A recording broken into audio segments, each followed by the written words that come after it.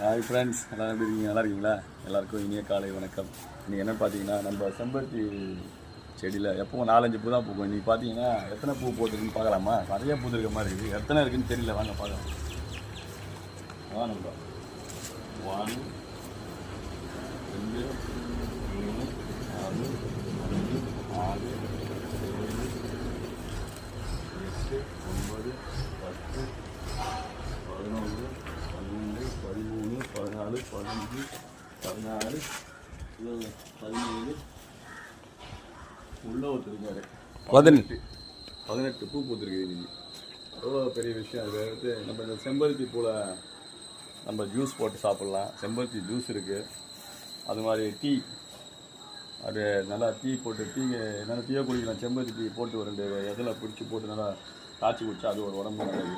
அது மட்டும் இல்லாமல் நம்ம தேங்காய் எண்ணெயில் நல்லா போட்டு நல்லா கடாச்சட்டில் போட்டு நல்லா வாட்டினீங்கன்னா செம்பருத்தி எண்ணெய் வரும்.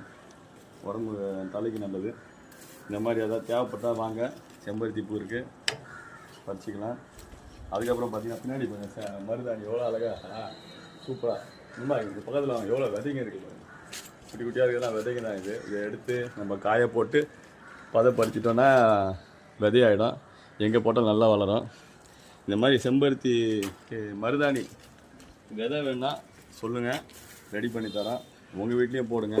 கண்ட டையை போட்டு தலைமுடி வேஸ்ட் பண்ணாதீங்க. கெமிக்கலு எல்லாம் வச்சா நான் பல தடவை தான் சொல்கிறேன். நம்ம யூஸ் பண்ணுறதெல்லாம் இதை பாருங்கள், கலராக இருக்குது. நம்மளோட மருதாணி தான், வேறு எதுவுமே கலக்கிறது. பியூர் மருதாணி தான், ஹெர்பல் ப்ராடக்ட் தான் நம்மக்கிட்ட. மருதாணி வேணாலும் சொல்லுங்கள், இல்லை அந்த விதை வேணாலும் சொல்லுங்கள், பண்ணலாம். உங்களுக்காக ரெடி பண்ணி தரேன். யாருக்கு வேணாலும். சும்மா கடையில் போய்ட்டு வேஸ்ட்டாக கெமிக்கலை யூஸ் பண்ணாதீங்க. இதுதான் நல்ல விஷயம், பார்த்துக்கோங்க.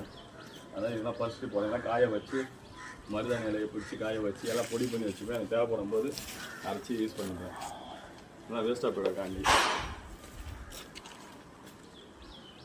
நிறையா இருக்குது. எல்லோரும் வீட்லேயும் ஒரு தோட்டம் போடுங்க. தோட்டம் போட இடம் இல்லையா, மாடியில் கூட போடுங்க. பெரிய பெரிய தொட்டி வாங்கி வச்சு அழகாக பண்ணலாம். மாடி தோட்டம்லாம் போடலாம். நல்ல விஷயம். இதெல்லாம் கிடைக்காது. இடம் இருந்தால் தான் அழகாக போட்டு வைங்க.